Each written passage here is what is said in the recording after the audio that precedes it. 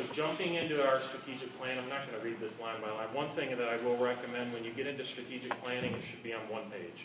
If it's more than one page, you're not going to have a lot of people reading your plan. And we created a strategic plan, and our first run at this was a 3-year plan, and now it's a rolling 3-year plan. So every time we do planning, we always jump ahead 2 years, so it just slides. So our first 3-year plan really got at the need to create a system that was based on personalization, that was based on mastery, and what we call personal mastery, we're starting to discover now in the literature, is often referred to now as competency-based ed. But the personalization and the mastery is kind of how we started, the two lenses we started to look through. So once we had a vision, we had a plan, we realized quickly we need to do our homework. Who is doing this work? Who's engaged deep in the work?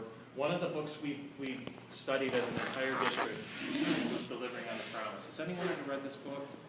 If you haven't, I would highly recommend it. It's based on a district in Alaska, Chugach schools, that had what seemed to be insurmountable odds in terms of a variety of demographics. And they had historical troubles with student achievement, with dropout rates, and they embarked on this journey towards competency-based ed.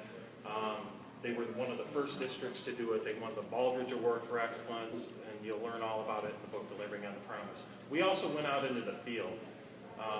In our research, we found 3 districts that we thought were doing competency-based at a high level, and you can go online and read about a lot of their work today. Lindsay Unified Schools in California, I would argue, is the flagship model in our nation right now. They've been at this work for around 10 years. Another great district is in Maine called RSU2. They are, I would argue, the state leader in Maine. Maine right now has a competency-based diploma legislative requirement, and RSU2 got ahead of that legislation and now supports a lot of the districts in Maine. And then High Tech High in Alaska is another phenomenal example. So we got out in the field and we took teachers, we took board members, parents, small teams. We didn't take everyone, couldn't afford that. And we went out to these schools and gathered evidence on how they were doing business. And again, this was about a year's snapshot right here of the homework we did leading into some implementation steps, which I'd like to jump into. So again, we've used the term personal mastery for a while. It's really, I believe, synonymous with what's now in the literature as competency-based ed. The thing that we like about the lingo personal mastery is competency-based doesn't inherently suggest that there's a personalized element to this shift, this movement. It seems to be very standards, reference, standards-based. But we believe if we don't personalize learning for our learners, competency is really going to be elusive. The two walk hand in hand. And this is just a graphic we came at on how we conceptualize it. At the heart of what we do is our competencies, but we also know student voice and choice is extremely important. If we're not developing student agency starting at a very young age, we're going to have disengaged learners by the time they get to middle school. And then again, these are our efforts to personalize and make it unique for each and every one of our learners. Again, I touched on this briefly. What does all this mean? In terms of competency-based ed, if you get on the website, iNACOL, you'll quickly discover a sub-organization called Competency Works. And there's an author right now, Chris Sturgis, that's traveling the nation writing about this. And this is how Chris Sturgis conceptualized competency-based ed in one of her initial writings. We're talking about knowledge, skills, and dispositions. It's important to hit on all 3. An easy entry point for all of us right now is knowledge, and that gets at your content standards. But the skills and dispositions, those are the things Ken Robbins was talking about this morning. And those are often the elements we're not spending enough time on. But again, in how we're conceptualizing things, we need to be cognizant of zone and proximal development. What are our learners' strengths, talents, affinities? Where are there areas of needed improvement? Again, we work really hard to make time a variable. But sometimes we need to give our learners the gift of time, and sometimes we need to just set them free and let them accelerate through the curriculum.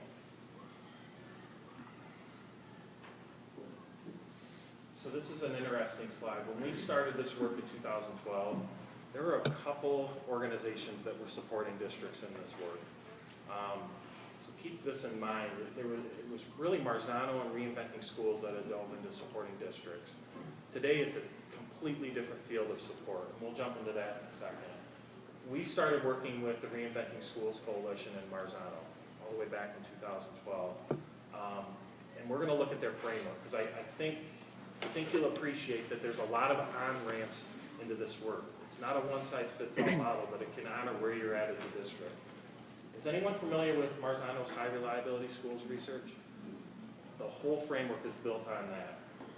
So what we did in Kenowa is we looked at those 5 components of the HRS framework, starting with safe and orderly environment, an effective instructional framework, guaranteed and viable curriculum, standards-based reporting, and it culminates with a personal mastery or competency system. I'm going to just show you quickly some examples we did at each of these levels, but Marzano's not going to give you all this stuff on the right. These are things that you would have to do as a district to figure out what you need to start moving in this direction. We started at the foundation with a safe and orderly environment, and let's dive into that a little bit. So our first year in 13-14, that was our complete area of emphasis, was really honing in on where are our learning communities at with culture. You know, is there a sense of trust within that permeates? Because we know if there's not a sense of trust, doing this type of change is nearly impossible. And we went through creating some systems that really enhanced that. One of the organizations we worked with, and it's not in here, is the Flipping Group. Is anyone familiar with Capturing Kids' Hearts? We spent time with that organization to really boost morale and culture. The following year, here's where we made a mistake, and I can't stress this enough. We made some assumptions about instruction, which is level 2 in the HRS framework, that we thought were in place. And we jumped ahead to guaranteed and viable curriculum. Spent a year developing our curriculum, making sure our staff had the tools and resources they needed. We spent a lot of time with PD, again with Reinventing Schools Coalition, in developing our standards, our measurement topics, and our assessments. But again, if you go back to the framework, instruction is one of those foundational elements. And we just skipped right past that. And it was a poor assumption. So through a lot of conversations and feedback from our staff, when we would have professional learning communities, our elementary and secondary teachers struggled to have conversations about instruction because they didn't have a common language. So we kind of put the brakes on and went back into instruction. And for the last couple of years, it's really been our area of emphasis with the gradual release of responsibility. And it's pretty awesome now. Our elementary staff, secondary staff, it doesn't matter where you go in the district, they can have common conversations about what does effective instruction look like. What is the importance of collaborative learning for our students? These are some other elements we really spent time with in this particular year. One of the things we're proud of is we have a leadership mentoring program now. We also implemented classroom learning labs. So we have, I would argue, exemplars for what effective instruction looks like. And everyone in the district has 2 half-days that they can go out and visit other teachers in the district. And we're seeing a lot of cross-pollination with, it's not all at site-based now, but again, elementary are going into the middle school is going into elementary. So they're seeing kind of a broad base with that. This year we've really focused on level 4. And that is standards-based reporting.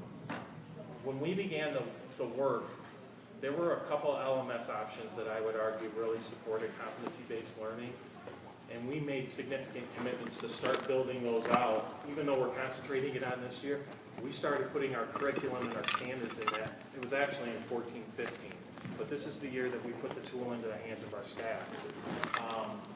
In the field, in that 2 years has changed substantially. There are LMS options that have come out that I'm sure many of you have seen that weren't out when we were doing some of our heavy lifting.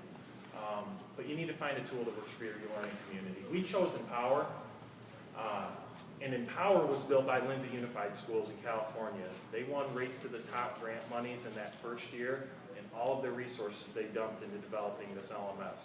So we thought it was a good choice because it was based on the foundation of competency-based learning.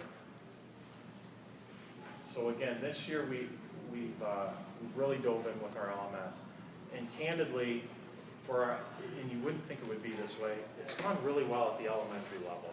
Our elementary teachers are just knocking it out of the park. They've never had an LMS. They've always done traditional grading, traditional report cards. Our secondary staff's really, I would say, struggling more so than elementary. And it's because in a competency-based system, the ask of the secondary is way outside of the norm.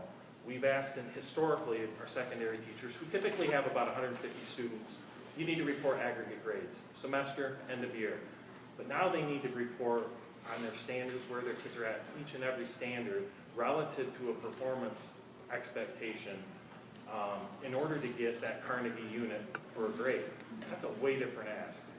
So we've had some struggles there. It hasn't been smooth sailing, but we're working through them. And this is really where we aspire to be. And it's a journey. Greg will get into his stuff in just a minute, but we've developed some close relationships with Lindsay Unified Schools, and they've been at it again for about 10 years. And I just had a conversation with their principal last week at the high school, and he said, Mike, I don't even think we're here yet. And again, this is the lighthouse district in our nation, I would argue. And he said, this is second order deep change that just takes a lot of time. But where we aspire to be is a place where time is the variable and learning's the constant. We continue to work on our MTSS system to make that guarantee and promise to our learners and their parents. We continue to really stress, it's one of our strategic goals this year, is student voice and choice. If we can give student voice and choice, we know that's going to increase agency, which is going to lead to higher levels of engagement, which is going to lead to higher levels of student achievement. So this is a huge emphasis, and will be next year as well in our strategic planning. In terms of master scheduling, I don't think this is a surprise, but the traditional schedule doesn't align well with competency-based ed at all. At all. So we've been working with a district, Wausau West High School in Wisconsin, and for the past, I want to say 30 years, they have what's called a flex mod schedule. Has anyone ever heard of that? And so we're on about a 2-year plan to hopefully implement in 1920. And essentially, again, if we can develop the agency that we think is within all of our learners, students will do their scheduling based on their needs as a learner. So week by week, students at Wausau will go in and say, I'm ahead of pace in my language arts class, so instead of going for 6 one-hour sessions a 1-hour session 5 days in the week, I might scale back to 30 minutes because I know in my math class I need to probably scale up to a couple-hour chunk of time every day. And I know my teacher has office hours at this time, and I'm struggling, so I'm going to schedule in some office hour time with my instructor to get some one-on-one support. So it's a completely flexible week-by-week schedule that's learner-centered, that I determine where I need to be as a learner. Teachers in the district, and we're going to make a trip there soon, all of them have office hours to work one-on-one with students. They have PLC time built into the schedule, so they get to collaborate with their department or grade level. But they have to think differently because there's large group lecture time where you might have 60 students in a room for a 1-hour lecture. And that's how they're freeing up some of these other time constraints to build those office hours and PLC time. So again, the master schedule is a huge hurdle. We're working on looking at that flex mod schedule. And it's ironic because Brett Grimm, who's principal in Lindsay Unified is looking at this as well. So we're trying to collaborate with a school that's on the other side of the country and implementing this, which is kind of cool.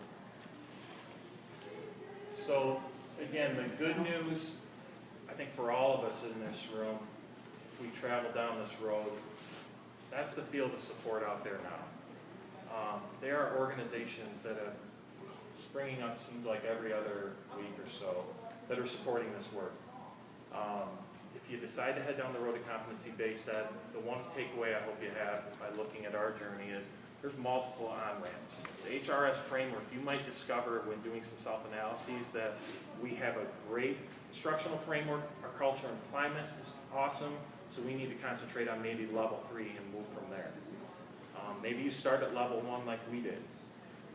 But the other takeaway would be, at least I hope, you don't need to go at this alone.